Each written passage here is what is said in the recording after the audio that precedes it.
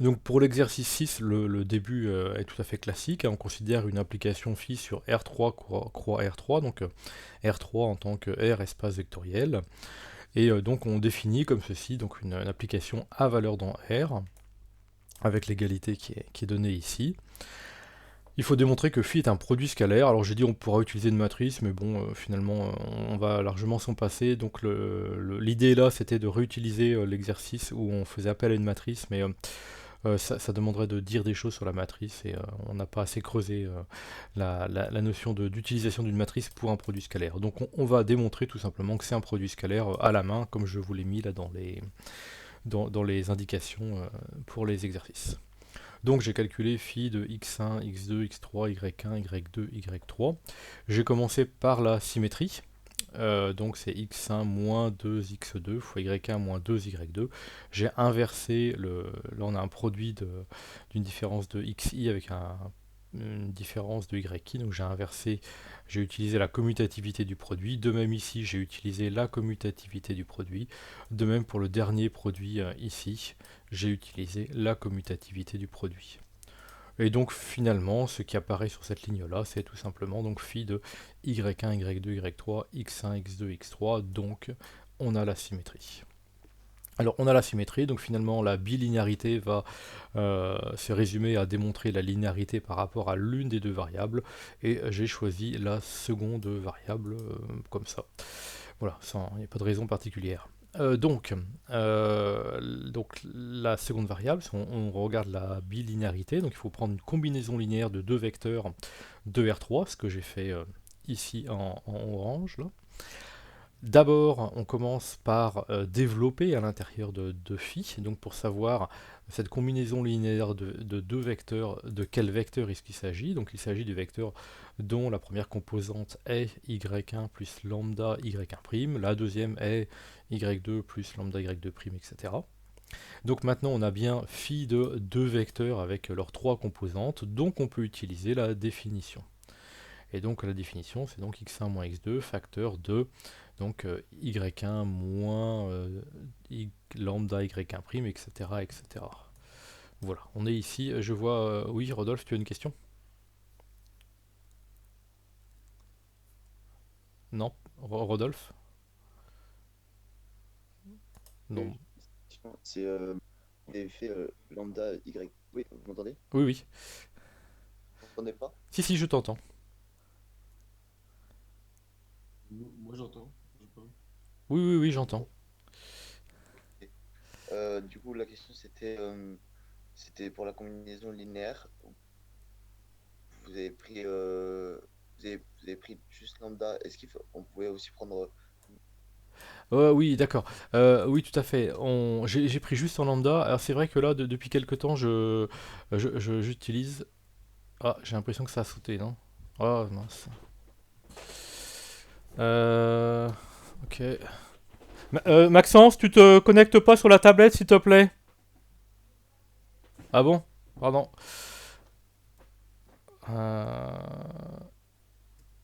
Ok.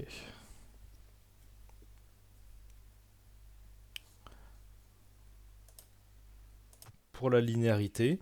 Donc pour cette linéarité, une fois qu'on a donc utilisé la définition de phi sur cette ligne-ci, et bien ensuite tout simplement, et bien on va développer de façon à faire apparaître donc les scalaires et tout ce qui est en y1, y2, y3 d'un côté, et puis y1', y2', y3' de l'autre côté. Alors là, je ne les ai pas trop regroupés. Là, donc tout ceci étant y1, y2 ici, voilà, et le morceau en y2, y3 est ici. Tous les autres font intervenir des primes.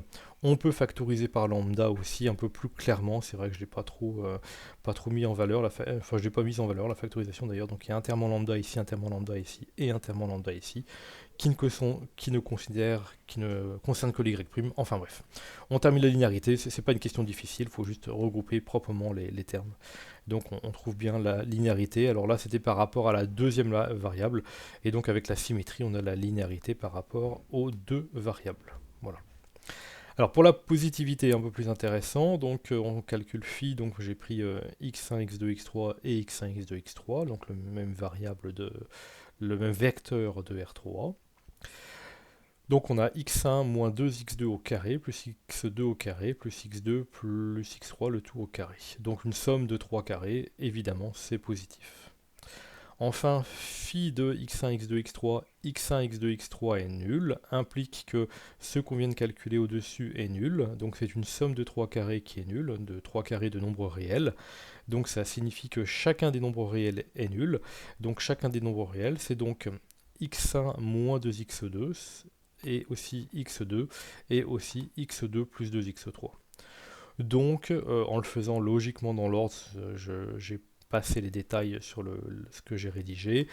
On a d'abord x2 qui est nul. Si x2 est nul, alors grâce au x2 plus x3 qui est nul, x3 est nul.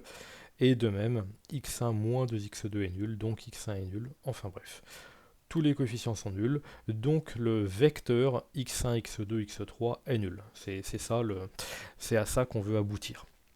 Donc phi d'un vecteur, phi de VV est nul, implique que le vecteur V est nul. Voilà. Ok, alors, petit 2, on arrive sur la notion d'orthogonalisation, donc là ça commence à être nouveau et plus intéressant. Orthogonaliser la base canonique de R3 pour celui-ci. Donc le pour celui-ci est donc pour ce produit scalaire. Donc je reprends ce que j'avais dit, je réinsiste. On a ici un produit scalaire qui n'est pas le produit scalaire canonique de R3. J'avais bien dit sur la notion de produit scalaire canonique n'existe que dans Rn. Et dans Rn, le produit scalaire canonique d'un vecteur grand X et grand Y, c'est x1, y1, plus x2, y2, plus x3, y3, etc. Donc là, c'est un autre produit scalaire, et donc ce nouveau produit scalaire, défini par phi, définit une autre notion d'orthogonalité. Voilà. Alors donc, la base canonique de R3, qui est, je suis bien d'accord, orthogonale et même orthonormale pour le produit scalaire usuel, n'est pas une base orthogonale pour le produit scalaire qu'on va voir. Ou en tout cas, on va découvrir que ce n'est pas une base orthogonale. Et donc on demande justement d'orthogonaliser la base canonique de R3, parce que si elle était déjà orthogonale pour ces produits scalaires, il n'y aurait rien à faire. Et donc une question où il n'y a rien à faire, c'est pas très intéressant. Donc là, effectivement, on va orthogonaliser.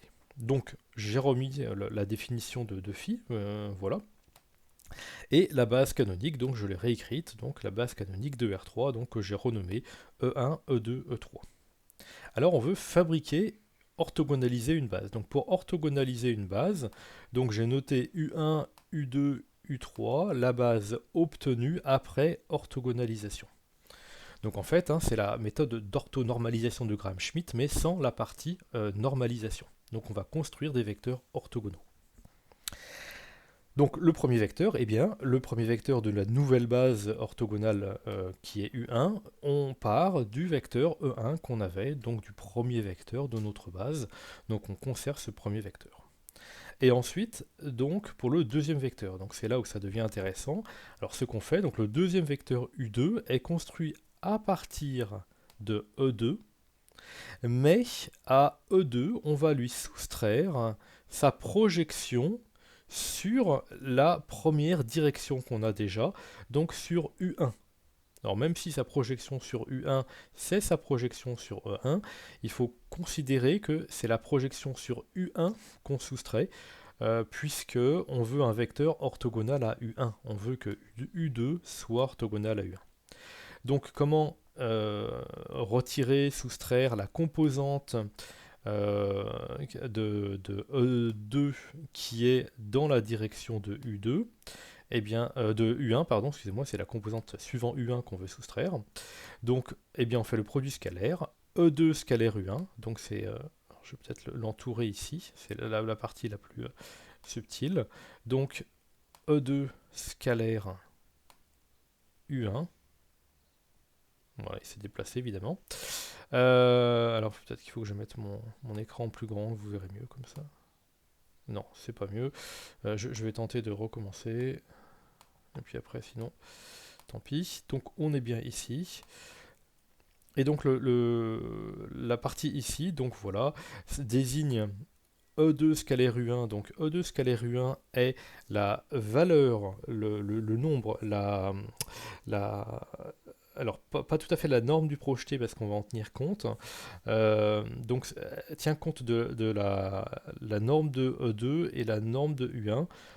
Et donc U2 scalaire U1 est la valeur du projeté, mais multipliée par la norme de U2 et la norme de U1. Donc, puisque la norme de U1 ici intervient, nous on ne veut pas faire intervenir la norme de U1, donc c'est pour ça qu'au dénominateur, on divise par la norme de U1. Alors, plus précisément, on divise au dénominateur par la norme au carré de U1, puisque U1 scalaire U1 est la norme au carré. Alors, pourquoi est-ce qu'on divise par la norme au carré? Eh bien, puisque il faut imaginer que cette norme au carré, c'est la norme fois la norme. Donc, on divise deux fois par la norme. Une première fois parce que U1 intervient ici dans le produit scalaire, et une deuxième fois parce que U1 intervient ici dans la direction de ce projeté. Et alors U1 intervient logiquement dans la direction de ce projeté parce qu'on projette E2 sur la direction de U1.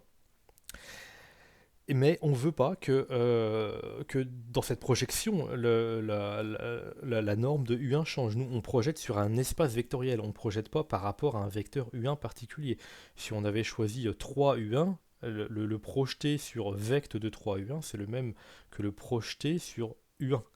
C'est le même espace. Donc l'espace est indépendant de... Alors ici c'est un espace qui est une droite vectorielle, donc cette droite vectorielle est indépendante, sa définition est indépendante de U1, donc il faut que le résultat soit indépendant de U1. C'est pour ça qu'on divise par la norme de U1 au carré, donc ainsi U1 divisé par norme de U1 au carré, là c'est un vecteur c'est un vecteur normal, normé, donc qui a une norme 1, donc sa norme n'intervient plus. Et de même, là, on redivise U1 par norme de U1, donc on a aussi un vecteur normé en fait, et donc là, sa norme n'intervient plus.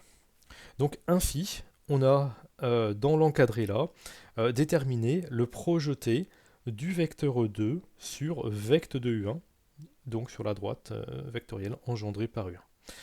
Donc après, bah, c'est juste du calcul, hein. U2 scalaire U1, j'ai écrit le calcul. Donc U2 scalaire U1 sur la norme de U1 au carré, donc la norme de U1 au carré. Alors il faut faire attention, la norme c'est phi de U1, phi de U1.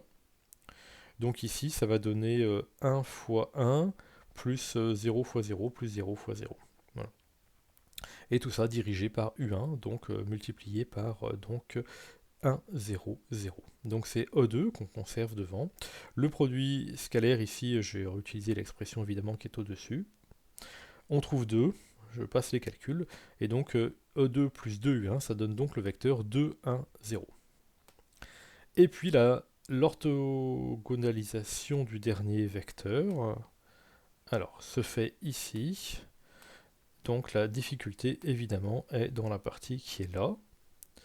Donc je reprends l'orthogonalisation, donc le troisième vecteur de la nouvelle base orthogonale. Donc la base orthogonale, la nouvelle qu'on est en train de construire est la base U1, U2, U3. On a déjà U1, U2. On fabrique U3 à partir de E3, mais en soustrayant à E3 sa projection sur vect de U1, U2. Donc j'insiste, hein, c'est la projection de E3, donc du vecteur à partir duquel on fabrique le troisième vecteur U3, et sa projection de E3 est sur vect de U1, U2. Donc on, on soustrait cette projection. Vect de U1, U2, bien entendu, c'est comme ça qu'on les construit, est égal à vect de E1, E2. Mais on projette en général avec U1, U2. Donc, ça va donner la projection sur la droite vectorielle engendrée par U1 du vecteur E3. C'est donc E3 scalaire U1 sur norme de U1 au carré fois U1. Et puis de même, la projection du vecteur E3 sur vect de U2 est donc égale à E3 scalaire U2 sur norme de U2 au carré et dirigée par U2. On fait les calculs et donc on obtient le résultat qui est là. Alors, j'ai fait une petite remarque, donc, qui est que le vecteur pour le vecteur U2, comme la norme du vecteur U1 est égale à 1, bon ça c'est du hasard, donc on aurait pu écrire que le vecteur U2 est donc égal, donc il n'y a plus besoin de diviser par la norme au carré si vous voulez, est donc égal à E2 moins E2 scalaire U1 dirigé par U1. Et donc là on retrouve l'expression du cours qui est le fait qu'on projette un vecteur, donc ici le vecteur E2, on le projette sur vecte de U1, mais U1 étant un vecteur normé de norme 1, donc on a la projection U2 scalaire U1 dirigée par U1, ça c'est la projection sur un espace vectoriel dont on a un vecteur normé. Et donc voilà la base obtenue, donc U1, U2 et U3, et donc c'est cette base-ci qui est orthogonale pour le produit scalaire. Okay. Alors pour l'exercice 7, donc on travaille dans un espace toujours de dimension 3, donc R2 de x, et on définit donc, alors on va vérifier qu'on définit bien un produit scalaire avec l'intégrale de 0 à 1, donc pour deux polynômes, P de x, Q de x dx. Donc montrer qu'on définit un produit scalaire, je ne l'ai même pas fait, hein, déjà vu, hyper classique. Là on commence par la symétrie, elle saute aux yeux. La linéarité, c'est une conséquence de la linéarité de l'intégrale. L'aspect positif, bah, c'est parce qu'on va intégrer une fonction, donc un carré d'une fonction entre des deux bornes qui sont dans l'ordre croissant, donc forcément le p, ça va donner intégrale de 0 à 1 de p carré de x dx, c'est positif. Et puis l'intégrale de p carré, enfin p est nul, ça implique que l'intégrale de p carré est nulle entre 0 et 1, donc p carré est nul, donc p est nul, donc on a le caractère défini. Bon. Alors, plus intéressant, donner une base orthogonale pour celui-ci. Alors là, donner une base orthogonale, on ne vous dit pas, contrairement à l'exercice précédent, transformer telle base en telle base orthogonale. Donc c'est d'abord à vous d'effectuer la démarche, de se dire, bah, j'ai besoin d'une base orthogonale, ce dont on aura régulièrement besoin. Donc si on a besoin d'une base orthogonale, eh bien on va fabriquer une base orthogonale à partir d'une base qui est donc quelconque. Alors une base quelconque, on ne va pas partir de n'importe quelle base, tant qu'à faire. Mon idée est de partir de la base canonique. Donc on part de la base canonique, 1xx2, base canonique de R2 de x, de notre espace, et on va orthogonaliser la base. Alors vous voyez que là on ne cherche pas à orthonormaliser la base, juste à orthogonaliser. Le premier, la nouvelle base qu'on va fabriquer, donc j'ai encore nommé U1, U2, U3, comme ça permet de mieux se repérer. Donc ça va être la base qu'on va fabriquer, qu'on va construire. Le vecteur U1 est égal au premier vecteur de notre base, donc c'est le vecteur 1. Le deuxième vecteur U2, donc on le construit à partir du deuxième vecteur de la base qu'on avait, donc x, et on va soustraire à x son projeté sur le vecte de U1. Donc le projeté de x sur vecte de U1, c'est donc, alors j'ai mis, j'aurais pu mettre x scalaire U1 sur norme de U1 au carré, dirigé par U1. Mais U1 c'est 1, donc j'ai directement remplacé U1 par 1. Alors x scalaire U1, donc pour détailler un petit peu les calculs ici, au numérateur, qu'est-ce que c'est que x scalaire U1? Eh bien on reprend la définition du produit scalaire qui est là-haut. Donc x scalaire U1, c'est l'intégrale entre 0 et 1 de x petit x fois petit 1 dx, donc l'intégrale de x. L'intégrale de x, donc c'est du x2 sur 2 qu'on a, enfin une primitive c'est x2 sur 2, donc en 1 moins en 0, ça va donner 1 demi. Donc c'est pour ça qu'on a 1 demi au numérateur. Et puis au dénominateur, le 1 scalaire 1, donc je suis toujours ici là, je vais essayer de mettre un petit peu en valeur, voilà, en orange, bref, au dénominateur, donc 1 scalaire 1, eh bien c'est donc l'intégrale entre 0 et 1 de 1 dx, donc une fonction constante sur un intervalle, c'est donc la valeur de la constante fois la longueur de l'intervalle, donc 1 fois 1, ça donne 1. Donc finalement, on a x moins 1 demi. Voilà. D'ailleurs, oui, j'avais mis les calculs à droite ici. Alors le vecteur U3, donc là ça se complique un tout petit peu, mais c'est le même principe. Le vecteur U3, donc le troisième vecteur de notre base, est fabriqué à partir du troisième vecteur de la base qu'on avait, donc à partir de x2, mais on soustrait à x2 ses composantes dans les directions de U1 et de U2. Donc on va soustraire x2, enfin la composante de x2, ou le projeté de x2 sur vecte de u2, ce qu'on fait ici, et on soustrait le projeté de x2 sur vecte de u1, ce qu'on fait ici. Voilà. Donc le projeté de x2, je suis là. Le projeté de x2 sur vecte de u2, c'est donc x2 scalaire u2 sur norme de u2 au carré fois u2. Et le projeté de x2, maintenant je suis ici, sur vecte de u1 est égal à x2 scalaire u1 sur norme de u1 au carré dirigé par u1. On remplace ces produits scalaires, donc j'ai écrit les produits scalaires. Alors, enfin, j'ai remplacé d'abord U2 par sa valeur, donc U2 c'est ce qu'on avait trouvé juste avant. Alors évidemment, si on s'est trompé avant, après on fait des erreurs en cascade, c'est un peu embêtant. Donc c'est x2 scalaire x moins 1 demi sur x moins 1 demi scalaire x moins 1 demi, et le tout dirigé par x moins 1 demi. Et puis après, le projeté de x2 sur vecte de u1, c'est donc x2 scalaire 1 sur 1 scalaire 1 dirigé par 1. Alors ce calcul-là, on l'a déjà fait, le deuxième, on l'a déjà fait. Ah non, on l'a pas fait, pardon, c'est x2. Ah oui, c'est x2, c'est pas x, pardon. C'est x2, c'est pas x. Donc le deuxième calcul, bah, tant qu'à faire, au numérateur, c'est assez simple. Il faut intégrer entre 0 et 1 x2. C'est donc du x3 sur 3, pris en 1, ça donne 1 tiers. Alors, par contre, le dénominateur, lui, on l'avait déjà calculé, c'était 1. Et dirigé par 1, j'ai pas remis le 1 derrière, hein, j'aurais pu. Quant au premier produit scalaire ici, alors faut batailler un peu. Donc là, c'est l'intégrale entre 0 et 1 de x2 fois x moins 1 demi. Donc on va avoir du x3 moins 1 demi de x2. Voilà, bon bah faut y aller, c'est comme ça. J'ai pas mis les détails des calculs, si je les ai mis sur la page d'après, voilà. Et donc on a un douzième sur un douzième, enfin bref, dirigé par x moins 1 demi, donc dirigé par u2. Ça c'est la composante, donc quand je dis ça, c'est-à-dire ce que j'entoure à l'instant, c'est la composante de x2, enfin du projeté de x2 sur u2. Et puis deuxième chose que j'entoure, donc c'est la composante de x2 selon u1, donc le projeté de x2 sur vecte de u1. Donc ces deux-là on les soustrait de façon à obtenir un vecteur orthogonal u3 à la fois orthogonal à u2 et orthogonal à u1. Et donc on trouve ce que j'ai mis ici, donc x2 moins x plus 1 sixième. Voilà, j'ai mis le détail des calculs, et donc finalement la base, hein, est la base que j'ai encadrée ici. Ok. Je sais toujours pas quand on fait des sondages là. Certains avaient réussi ou pas? Non.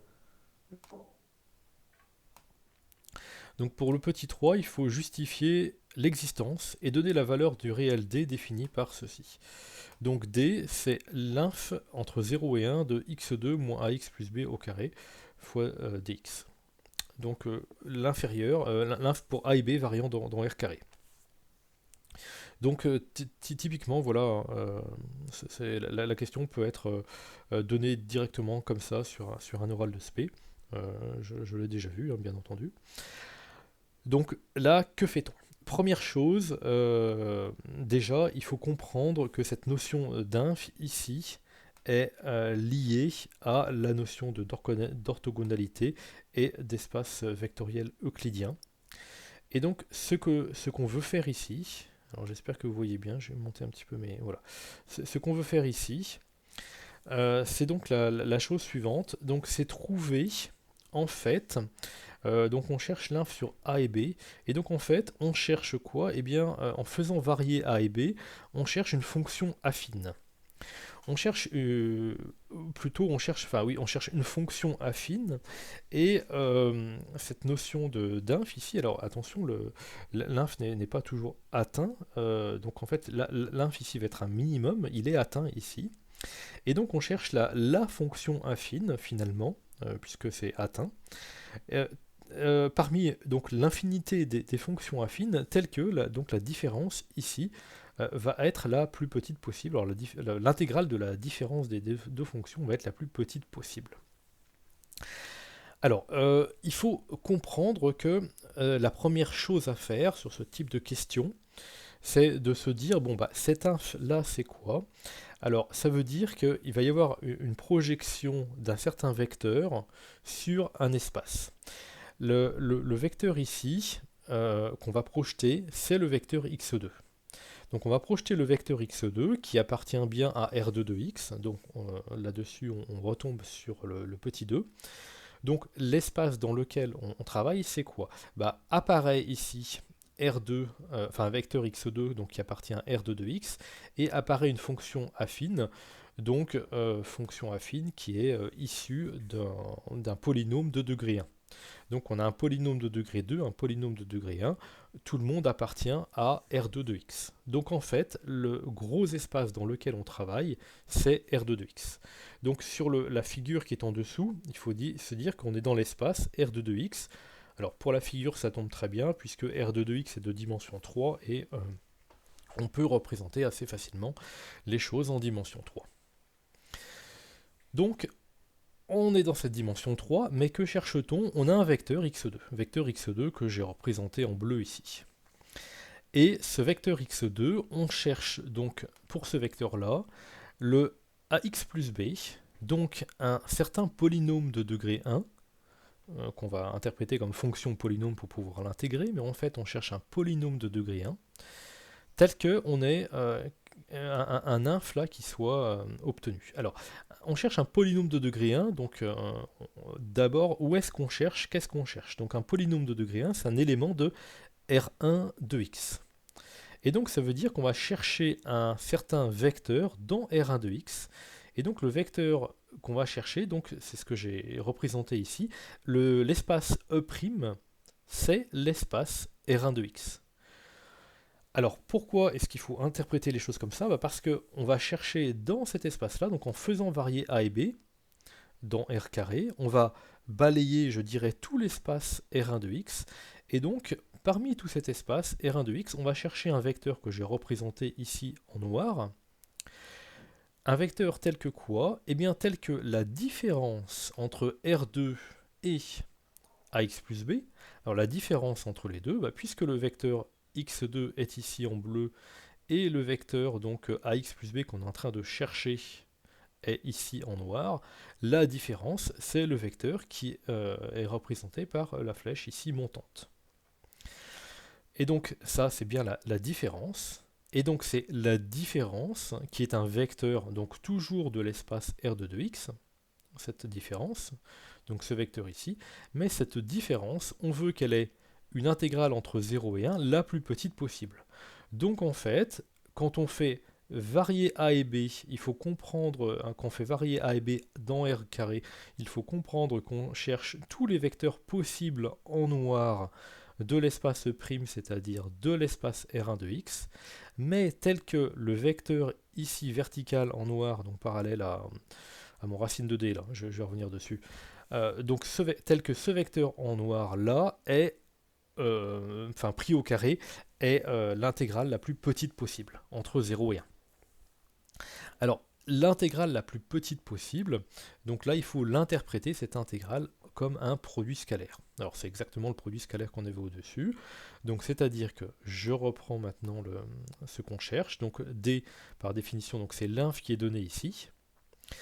Et donc, la première chose à faire, c'est d'interpréter, au niveau du symbole égal ici, d'interpréter l'inf qu'on veut comme un produit scalaire ou comme une norme ici. Alors là, c'est une norme au carré. Mais donc, cette première interprétation à avoir, c'est de bien comprendre qu'on veut minimiser une certaine norme au carré ou une certaine norme, peu importe qu'on minimise la norme au carré ou qu'on minimise la norme, c'est la même chose. Donc, tout de suite, interpréter ceci comme quoi, eh bien, x2 moins x plus b au carré, c'est x2 moins x plus b fois x2 moins x plus b. Et donc, c'est bien le produit scalaire, puisqu'on intègre entre 0 et 1, entre x2 moins x plus b et x2 moins x plus b. Donc ça, c'est vraiment la première chose à faire, c'est écrire cette égalité, transformer la notion d'inf ici en un minimum de quelque chose qui s'exprime avec un produit scalaire. Et donc ce produit scalaire là, puisque c'est le produit scalaire entre un vecteur et lui-même, c'est donc la norme de ce vecteur au carré. Et voilà, là on a la norme d'un vecteur au carré, donc les choses apparaissent beaucoup plus clairement une fois qu'on est dans l'encadré ici. La norme au carré, et je vais répondre à la question juste après. Donc pourquoi la norme au carré? Puisque le vecteur x2, donc c'est le vecteur en bleu. Le ax plus b, donc on va faire varier a et b dans r carré pour trouver le ax plus b. Non, j'arrive pas à souligner, enfin, je suis ici, voilà. Et donc on fait varier a et b, et donc faisant varier a et b dans R carré, donc on balaye tout un espace vectoriel, donc on balaye tout R1 de x, et donc on balaye tout R1 de x, et puis donc parmi tous ces vecteurs, donc on cherche le meilleur vecteur, c'est-à-dire celui qui est en noir, tel que la différence, donc x2 moins x plus b, donc ici, soit la plus petite possible. Et ça, d'après le cours, pour que cette différence ici soit la plus petite possible, eh bien, pour ça, il faut que le vecteur en noir soit le projeté orthogonal de x2 sur l'espace dans lequel on cherche quelque chose, donc c'est-à-dire le projeté orthogonal de x2 dans R1 de x. Alors Tani, oui, tu as une question? Oui, on nous dit que d c'est égal à 1, donc de l'intégrale, fois x carré moins x plus b, mais le tout au carré. Mais du coup, on n'est pas dans le, dans le produit scalaire, le carré. Le produit scalaire, c'est... enfin, si je remontais, allez, je remonte un petit peu. Le produit scalaire, on regarde, ici, c'est l'intégrale de 0 à 1, le produit scalaire entre P et Q, de P fois Q. Et si tu écris le produit scalaire entre P et P, c'est l'intégrale de 0 à 1 de P au carré dx. Donc en fait, P scalaire P, c'est l'intégrale de 0 à 1 de P au carré. Donc, non, je ne suis pas dans le bon sens. Donc, voilà ici. Et donc, l'intégrale de quelque chose au carré, c'est bien le produit scalaire, enfin, ou l'intégrale d'un polynôme au carré, c'est l'intégrale d'un polynôme au carré entre 0 et 1, c'est le produit scalaire de ce polynôme avec ce polynôme. Ah oui, oui, ok, d'accord. Voilà. Ouais. C'est effectivement la première chose à comprendre, hein, c'est que c'est bien. C'est bien le produit scalaire, mais entre un polynôme et lui-même. Et donc ce polynôme et lui-même, c'est le polynôme x2 moins x plus b. Donc on fait bien le produit scalaire entre x2 moins ax plus b et x2 moins ax plus b. Voilà. Ok, merci. Alors une fois qu'on est là, donc je dis que d, donc c'est le carré de la distance minimale entre le vecteur x2 de E et le sous-espace vectoriel E' de E, et qui donc est dans E', c'est vect de 1x, donc c'est R1 de x. Pourquoi vect de 1x? Parce que quand on fait varier A et B dans R carré, où est-ce qu'on cherche notre projeté ici, le ax plus b, il varie dans quel espace? C'est ça qu'il faut comprendre. Eh bien, il varie donc dans l'espace R1 de x, donc dans l'espace vect de 1x. Donc cette distance est atteinte, d'après le cours, hein, si ax plus b est le projeté orthogonal du vecteur x2 sur E', donc sur vect de 1x. Donc maintenant, on veut calculer le projeté de x2 sur E'. Alors, je dis, mais le projeté de x2 sur E', alors qu'est-ce que c'est? Eh bien, tout simplement, donc le projeté de x2 sur E', c'est le projeté de x2 sur vect de u1, u2. Puisque E', c'est vect de 1x, et on sait, d'après la famille qu'on a, la base qu'on a orthogonalisée, que vect de u1 est égal à vect de 1 et que vect de u1, u2 est égal à vect de 1x. Donc, on projette en fait sur vect de 1x. Voilà, il faut que je remonte un tout petit peu. Non, attendez. Je sais plus où j'en suis. Oui, j'étais par ici. Voilà. Donc on projette sur vect de 1x ici. L'espace engendré par 1x est le même que l'espace engendré par U1, U2. Et donc vect de U1, U2, c'est 1 et x moins 1 demi. Donc c'est ce que j'ai représenté ici. La distance ici, donc c'est la norme au carré de x2 moins le projeté orthogonal de x2. Alors j'ai pas précisé sur quoi, hein, c'est sur E'. Et la distance, c'est la distance au carré. Voilà. Donc la longueur, la norme du vecteur ici, hein, c'est la racine carrée de d, la valeur qu'on cherche. Alors le projeté de x2 sur E', en fait, on a déjà fait le calcul. Mais bon, on peut reprendre les choses. Donc c'est x2. Alors, comment est-ce que j'ai fait les choses? Donc j'ai utilisé la notation de projection sur un espace, mais avec des vecteurs normés. Donc c'est x2, scalaire le vecteur normalisé et normé, donc u2 sur norme de u2, dirigé par u2. Alors, pardon, sur norme de u2 au carré, la norme de u2 au carré permet de compenser la norme de u2 qui pourrait intervenir là et ici. Donc si vous voulez, c'est u2 sur norme de u2 dirigé par u2 sur norme de u2. Plus le projeté, donc on cherche l'autre projeté, donc le projeté de x2 sur u1. Et donc ça, c'est x2, scalaire u2 sur norme de u1, dirigé par u2 sur norme de u1. Donc ça revient à mettre la norme de u1 au carré au dénominateur. Donc en fait, ici, l'expression, donc quand je dis ici, c'est dans voilà, l'égalité dont je viens de parler. À l'intérieur ici de l'encadré, on a l'expression du projeté à l'aide d'une base orthonormale. Donc vous allez me dire la base, oui, mais elle est orthogonale. Alors si on veut la normaliser, eh bien U2, U1 n'est pas orthonormal, mais par contre U2 sur norme de U2 et deuxième vecteur U1 sur norme de U1 est orthonormal.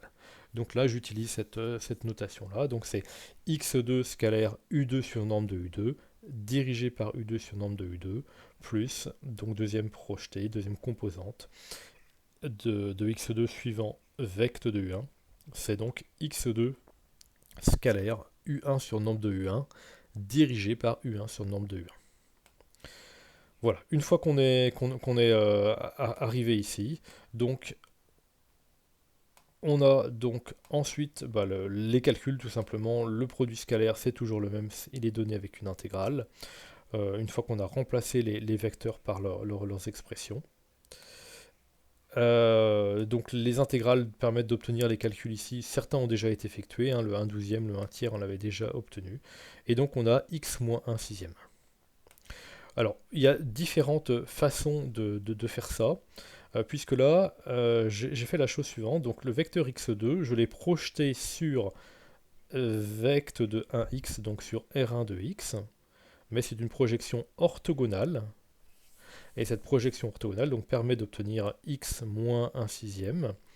Il y a une autre façon de faire ça, qui est de se dire pourquoi pas calculer directement le vecteur en noir ici. Et pour calculer le vecteur directement en noir ici, c'est un peu plus efficace. Alors je ne sais pas si je l'ai... Voilà, c'est ce que j'ai écrit dans la remarque ici. On aurait pu projeter directement x2, non pas sur E', donc non pas sur R1 de x, mais sur son orthogonale. Sur l'orthogonale de E'. Alors qu'est-ce que c'est que l'orthogonale de E'? Eh bien, E' c'est vect de U1, U2. Et qui est orthogonal justement à E'? Eh bien, c'était le vecteur... E' c'était vect de... oui, c'est ça, U1, U2. Et donc... Et qui est orthogonal à vect de U1, U2? Eh bien, c'est U3. Donc le vecteur x2 moins x plus 1/6, le vecteur x2 moins x plus 1/6 qu'on avait trouvé ici. Donc, pour reprendre la figure ici, l'espace vectoriel E', qui est égal à vect de 1x, comme on a orthogonalisé la base 1x, on a donc l'espace vectoriel vect de 1x qui est égal aussi à vecte de U1, U2, mais le vecteur qui était x2, donc vous voyez le vecteur x2, il n'y a aucune raison pour qu'il soit orthogonal à vecte de U1, U2, on l'avait orthogonalisé, et donc le vecteur qu'on trouve ici, ce vecteur-ci, est un vecteur qui est dirigé par U3. Et donc puisque lui est dirigé par U3, on aurait pu directement calculer ce vecteur en noir là, puisque c'est lui dont on veut la norme au carré, puisque ce vecteur en noir est la différence entre x2 et son projeté sur E'. Donc ce vecteur en noir ici, eh bien on aurait pu le calculer directement en calculant le projeté de x2 sur vecte de U3. Donc c'est ce que j'ai expliqué ici. On calcule le projeté de x2 sur vecte de U3. Alors si on avait voulu faire ça, le calcul aurait été encore plus simple. Il aurait fallu, à l'endroit qui est ici, uniquement calculer x2 scalaire U3 sur norme de U3 au carré dirigé par U3. Donc je reprends, x2 scalaire, je le dirai un tout petit peu autrement. Alors, ma connexion est toujours instable, j'attends quelques instants en espérant que ça va revenir.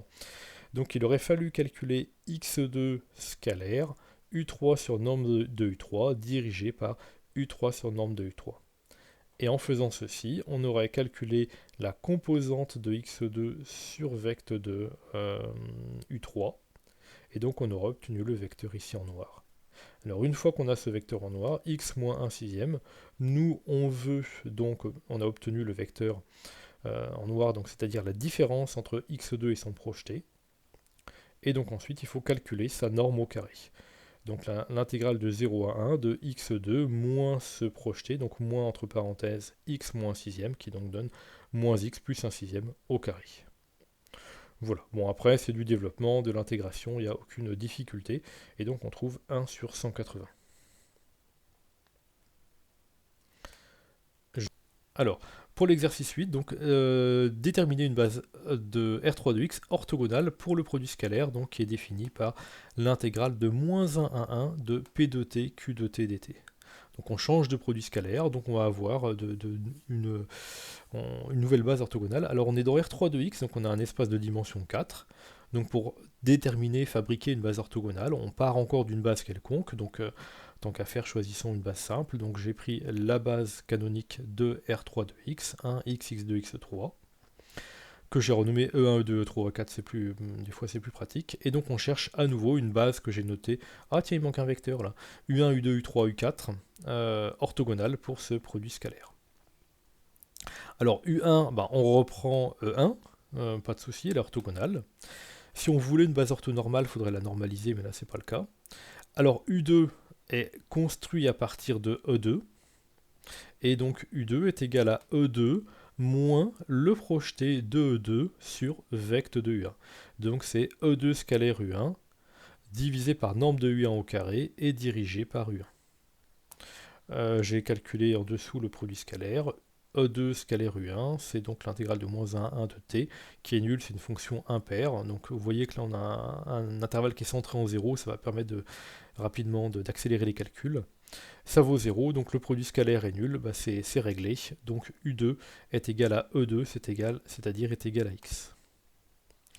U3. U3 est construit à partir de E3. Ça, c'est ce qui permettra de dire que vecte de U1, U2, U3 est égal à vecte de E1, E2, E3.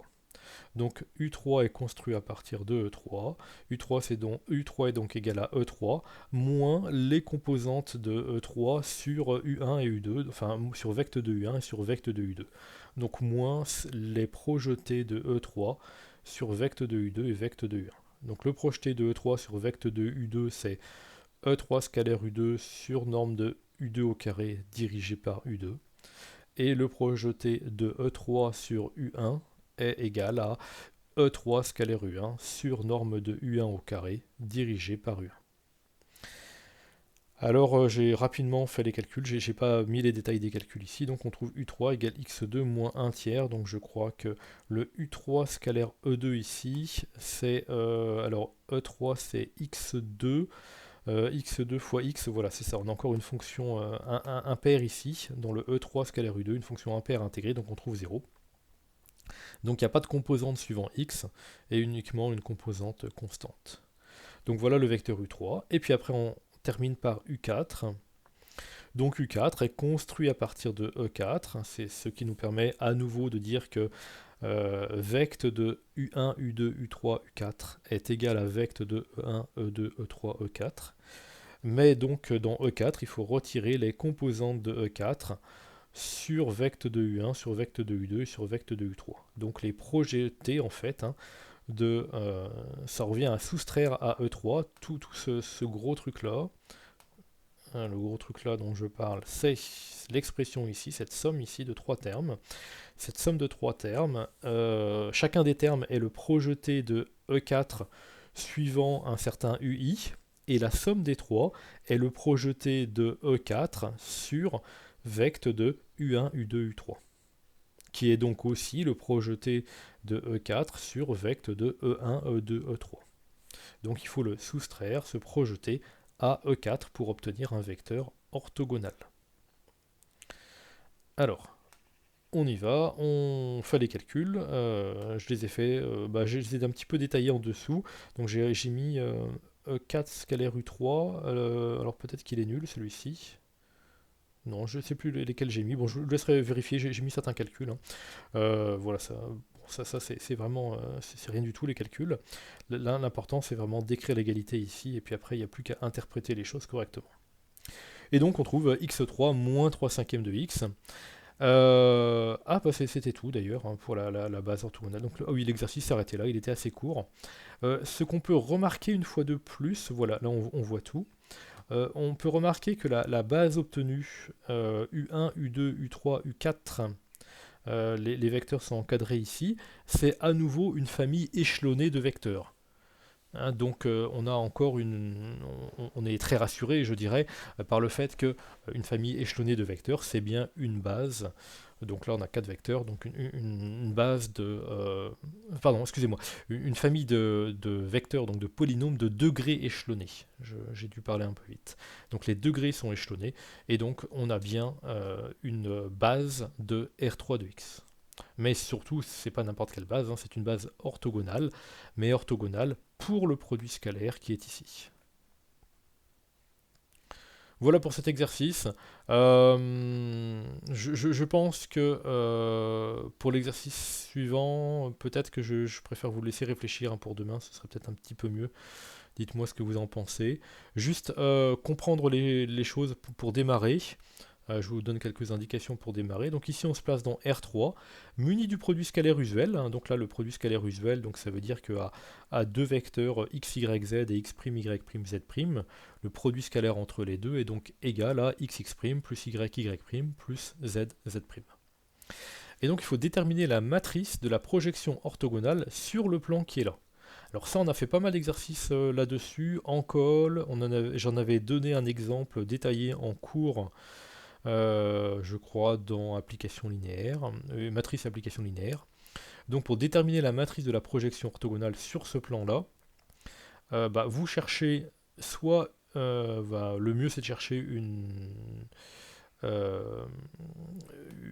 base du plan, ou alors, qu'est-ce que j'ai fait ici? Oui, alors ce que j'ai fait ici, c'est que donc j'ai travaillé avec un vecteur normal au plan. Donc je suis parti de la base canonique, et donc un vecteur normal au plan, c'est un vecteur de coordonnées par exemple 1, 1, 2, et là vous reprenez, évidemment, je reprends ce que vous avez vu en terminale, 1, 1, 2, on réutilise les coefficients de l'équation du plan, et ce vecteur est orthogonal au plan. Donc on a le plan, que j'ai représenté, un vecteur qui est orthogonal au plan, donc P orthogonal, c'est l'espace vectoriel orthogonal à P, et P orthogonal est donc engendré par le vecteur n. Donc P orthogonal est égal à vect de n. Et donc puisqu'on veut la matrice de la projection orthogonale, eh bien il faut calculer le projeté orthogonal des vecteurs de la base. Donc il faut calculer le projeté orthogonal de E1, le projeté orthogonal de E2 et le projeté orthogonal de E3. Mais comme je suis un petit peu fainéant, je crois, je ne sais plus ce que je vous ai présenté, mais plutôt que de chercher le projeté orthogonal de E1 sur le plan, c'est-à-dire plutôt que de chercher le vecteur ici en orange, l'idée, la petite astuce, consiste à plutôt chercher le projeté orthogonal de E1 sur l'orthogonale de P, donc le vecteur représenté ici en rouge. Bah pourquoi? Bah parce que évidemment, une fois qu'on a le vecteur ici en rouge, donc le projeté de E1 sur l'orthogonale de P, par une subtile soustraction, ou même oui, soustraction, on va obtenir le vecteur ici en orange. Alors pourquoi est-ce qu'on cherche sur l'orthogonale de P plutôt que... on cherche à projeter plutôt sur l'orthogonale de P plutôt que sur P? Tout simplement parce que P est un plan, puisque c'est le noyau d'une forme linéaire, il est de dimension 2, et il est de dimension 2, donc l'orthogonale de P est de dimension 1. Et donc l'astuce ici consiste à plutôt projeter sur un espace de dimension 1, parce qu'il n'y a qu'un seul projeté à calculer, c'est plus facile, plutôt que de faire le projeté sur un espace de dimension 2. Maintenant, si vous êtes très courageux, vous pouvez très bien calculer le vecteur en rouge ici en projetant sur P orthogonal, donc sur un espace de dimension 1. Puis calculer le projeté sur P, donc sur un espace de dimension 2, il y a 2 fois plus de calculs. Bon, ils sont pas bien méchants. Hein. Et de vérifier que quand vous faites la soustraction du vecteur E1 et de son projeté en rouge sur l'orthogonale de P, vous retombez bien sur celui que vous avez calculé en orange. Et là, ça vous permet de vous rassurer. J'ai vu une question de Tani. Ah oui, c'est vrai que vous vous écrivez là, sans que je vous vois. Dans le chat. Dans le chat, ouais, ouais. Vous pouvez pas faire passer des boulettes en cours, mais vous pouvez vous écrire dans le chat, c'est plus... Ok, c'est la version numérique des boulettes lancées en classe pour communiquer. Ok, très bien, bon, si c'est dans ce sens-là, il n'y a pas de souci. Bon, voilà, écoute, sinon je vous souhaite une bonne journée. Je redépose le TD pour. Bon, voilà. J'ai une petite question pratique là. Il y en a qui se sont fait vacciner ou pas parmi vous Ouais, ouais, Pfizer. Oui. Oui, aussi? Ouais, d'accord, ok. Ah bon, bah très bien, ok, ça commence alors. Bon, bah c'est parfait. Très bien, je savais que c'était le cas pour Björn et Philippe, mais je savais pas pour. En France aussi. Bon, bah très bien, ok. Bon bah voilà, écoutez, bonne journée, et puis à demain, je mettrai des créneaux donc sur Slack avec des numéros comme d'habitude à remplir, et sinon j'ai encore 6 personnes en call ce soir, entre 17 et 19, le planning avait été déposé sur Slack aussi, voilà. Bonne journée, et puis à demain sinon. Au revoir, Merci, bonne bonne journée. journée. Au revoir. Au revoir. Merci, bonne journée. Bonne journée.